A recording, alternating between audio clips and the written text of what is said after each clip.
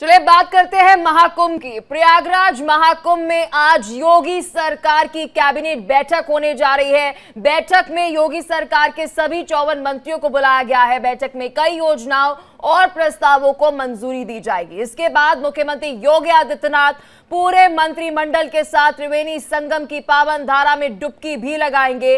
ये बैठक आपको बता दें त्रिवेणी संकुल से दोपहर 12 बजे शुरू होगी। संगम में स्नान के लिए आने वाले श्रद्धालुओं को असुविधा ना हो, इसके लिए आपको बता दें कि अरेल में बैठक करने का फैसला जो है वह लिया गया है। पहले ये बैठक जो है वह मेला प्राधिकरण के सभागार के अंदर होने जा रही थी, लेकिन सभी पहलुओं के ध्यान में रखते हुए बाद में बैठक का स्थान जो है वह बदला गया, क्योंकि अगर मेला प्राधिकरण के सभागार के अंदर मंत्रियों की बैठक होती तो वीआईपी सुरक्षा के चलते श्रद्धालुओं को बहुत ज्यादा दिक्कत हो सकती थी। इससे पहले आपको बता दें कि पूर्व उत्तर प्रदेश के मुख्यमंत्री जो है योगी आदित्यनाथ 2019 कुंभ मेले में अपने पूरे मंत्रिमंडल के साथ संगम में डुबकी लगाई थी। तब मुख्यमंत्री के साथ अखाड़ा परिषद के अध्यक्ष नरेंद्र गिरी और अन्य साधु संतों ने भी संगम में स्नान जो है वह किया था। ये बात हम आपको 2019 की बता रहे हैं।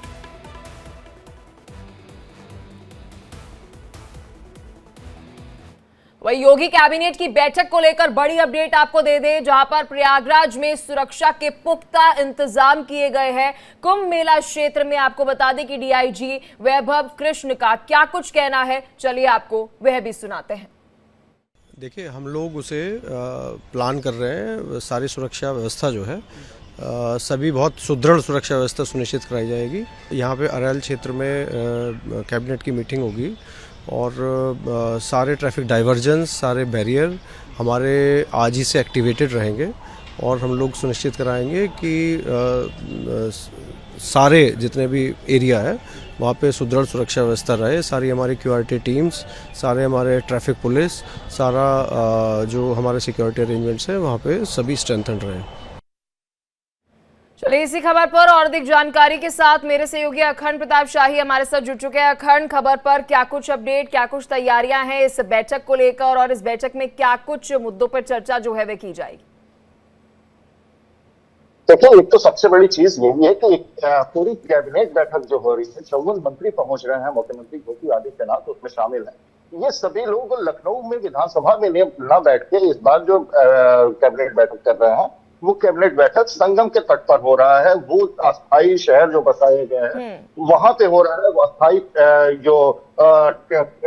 जो टेंट सिटी बताई गई है उसमें इसके अंदर किया जा रहा है और अरेल घाट के पास इसमें किया जा रहा है। ये पूरी तैयारी एक तरीके से ये बताने की कोशिश है कि सरकार पूरी तरीके से तैयार है और संगम कितना महत्वपूर्ण है और उससे ज्यादा महाकुंभ का आयोजन प्रदेश के लिए कितना महत्वपूर्ण है और देश की तरफ से एक मैसेज देने की कोशिश है वैश्विक स्तर पर।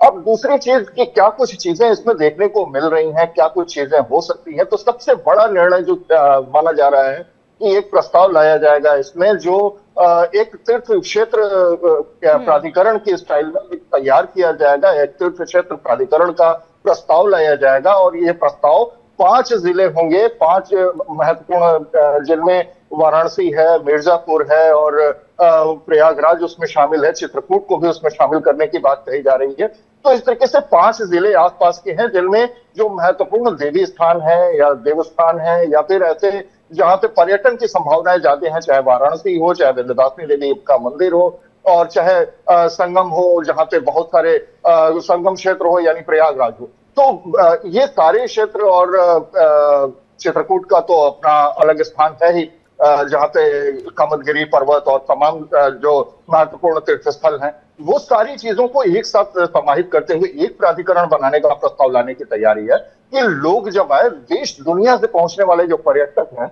वो जब पहुंचे तो उनको एक बार में इन सारी जगहों का भ्रमण कराया जा सके और उसके लिए इनका विकास किया जाए। तो इस विकास की संभावनाओं को देखते हुए एक प्राधिकरण बनाने की तैयारी हो रही है। लेकिन यहाँ पर अखंड में आपका एक एनालिसिस चाहूंगी, क्योंकि आप यूपी कवर करते हैं और अक्सर जब लखनऊ में वो बैठक होती है उससे जुड़ी अपडेट जो है वो आप हमें देते हैं और उस वक्त हम देखते हैं पूरी कैबिनेट की बैठक जो है वो यूपी के लखनऊ में होते हुए नजर आती है। लेकिन इस बार ये बैठक प्रयागराज में होना, मतलब वो तस्वीर देखिए, 54 वो मंत्री होंगे, पहले संगम में स्नान करेंगे अपने मुख्यमंत्री के साथ और फिर उसके बाद वहां पर कोई बड़ा फैसला लेते हुए प्रयागराज में नजर आएंगे।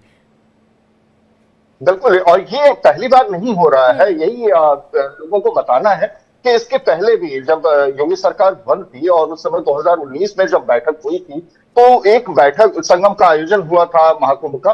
तो संगम में डुबकी लगाई थी पूरे मंत्रिमंडल के साथ मुख्यमंत्री योगी आदित्यनाथ ने, और उस समय उनके साथ जो अखाड़ा परिषद के अध्यक्ष है नरेंद्र गिरि जी, वो भी उनके साथ शामिल थे। तो ये एक पूरी देखिए, एक वैधानिक अधिकार है कि सरकार कहीं से भी अपने बैठक कर सकती है, कहीं से भी सरकार चला सकती है। लेकिन जो आस्था का बड़ा केंद्र है, वैश्विक स्तर पर देखा जाए तो इतना बड़ा आयोजन कहीं होता ही नहीं, दुनिया भर में कभी किसी ने नहीं देखा। और इस बार का आयोजन और भी ज्यादा महत्वपूर्ण हो जाता है, क्योंकि 144 साल बाद बनने वाले सुखद संयोग के बीच में इतना बड़ा आयोजन किया जा रहा है, जिसमें 40 करोड़ से ज्यादा लोगों के पहुंचने की संभावना है। एक आंकड़ों के आधार पर अगर समझेंगे तो ये समझने के लिए काफी है कि तमाम देशों की जनसंख्याओं को मिला दिया जाए तब भी इतनी बड़ी जनसंख्या नहीं होती है। और यहाँ पे सिर्फ 44 दिन तक जो आयोजन होने वाला है, इन 44 दिनों के आयोजन में 40 करोड़ से ज्यादा लोग पहुंचने वाले हैं। तो ये अनुशासन का भी है, और इसके अलावा इंतजामात जो हैं, एक अस्थायी शहर बसा के उसमें इतने खूबसूरत तरीके से इंतजाम किया जाए कि किसी भी तरीके की किसी को परेशानी ना होने पाए, और आस्था का जो सनातन का जो अपना महत्व है उसको भी संयोजित किया जाए, उसको भी नियंत्रित किया जाए, और उन सारी चीजों के बीच में एक मैसेज देने की कोशिश हो कि एक जो हमारा धर्म है, हमारे धार्मिक आयोजन है, उनके जरिए हम अर्थव्यवस्था को भी सुदृढ़ कर सकते हैं। तो ये तमाम पहलुओं को एक साथ समाहित करते हुए ये जो आयोजन किया जा रहा है, उसके लिहाज से इस बार का जो कैबिनेट की मीटिंग जो वहां पे की जा रही है प्रयागराज में, ये ज्यादा महत्वपूर्ण हो जाती है। और ये भी जानकारी मिल रही है कि वहां पर जो श्रद्धालु हैं, साधु संत है, उन्हें परेशानी ना हो, इसके लिए एक तरफ तो सुरक्षा के पुख्ता इंतजाम भी किए गए, लेकिन मीटिंग के अंदर भी कुछ जगह को लेकर बदलाव किए गए। इस बारे में क्या कुछ जानकारी? बिल्कुल, ये जो प्रयागराज संकुल है वहां पे अब इसको किया जाने की बात हो रही थी। पहले आईसीसी बिल्डिंग में हो रही थी, जहां पे जो कुंभ का जो मेला क्षेत्र का प्राधिकरण का जो मेला प्राधिकरण का जो ऑफिस है, वहां पे इस आयोजन को किया जाना था, इस बैठक को किया जाना था। लेकिन लोगों को परेशानियां ना हो, क्योंकि बहुत सारे सिक्योरिटी अलर्ट्स होंगे, बहुत सारे जो हाई सिक्योरिटी के जो मंत्री हैं वो वहां पे मौजूद रहेंगे, अधिकारियों की तादाद भी लगभग 150 के आसपास है। तो एक पूरा कियोस्क न क्रिएट हो, इसको लेके अलग किया गया, अरेल के उस हिस्से में ले जाया गया जहां से लोगों को आवाजाही में किसी तरीके की कोई परेशानी ना हो और सरकार अपनी बैठक भी आसानी के साथ कर सके। तो ये जनहित में लिया गया सरकार का फैसला है। निश्चित तौर पर इससे लोगों की आवाजाही जो बाधित होने की बात कही जा रही थी, जिसको लेके तमाम रास्ते बंद करने पड़ते, और इतनी बड़ी तादाद में जब रोज लोग 40 लाख, 50 लाख, 60 लाख तक लोग रोज स्नान कर रहे हैं, इस दरमियान भी जब अमृत स्नान का पर्व नहीं चल रहा है तब भी, तो ऐसे में उन लोगों को परेशानी ना हो, इसका विशेष रूप से ख्याल रखा गया। तो ये एक बड़ा निर्णय लिया है सरकार ने। चलिए, बहुत शुक्रिया अखंड, हर एक जानकारी साझा करने के लिए। आप इस खबर पर बने रहेगा, जो भी अपडेट होगी हम आपसे लेते रहेंगे। तो संगम नगरी प्रयागराज में आयोजित महाकुंभ कई मायनों में अलग है, क्योंकि इस महाकुंभ में कई कार्य पहली बार हुए, तो वहीं कई चमत्कारी कार्य भी हो रहे हैं। महाकुंभ मेले में एक पत्थर लोगों और पर्यटकों के बीच आकर्षण और आश्चर्य का केंद्र बना हुआ है। इस पत्थर पर राम का नाम लिखा है और ये पानी में तैरता भी है। महाकुंभ में आने वाले श्रद्धालु इस पत्थर का दर्शन कर रहे हैं।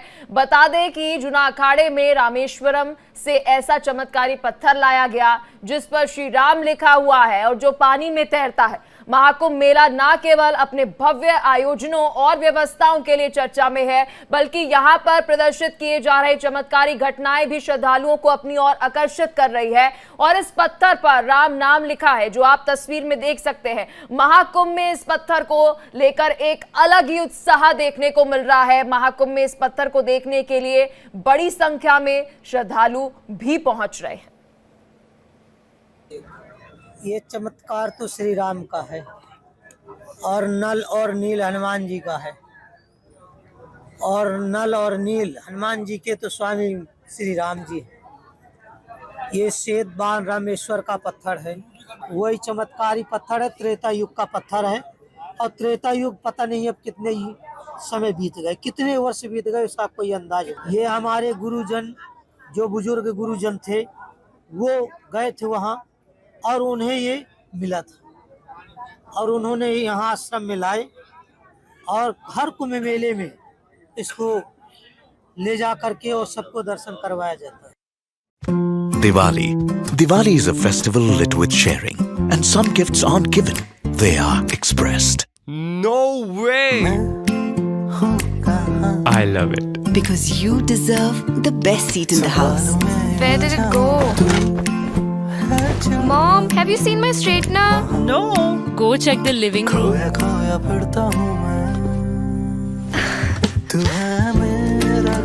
You light up every room you enter.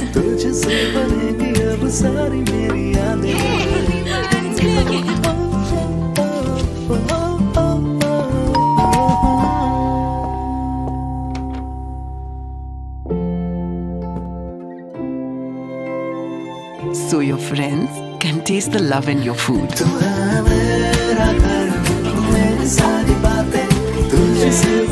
This Diwali, unwrap emotions with Speaking Gifts by Home Center.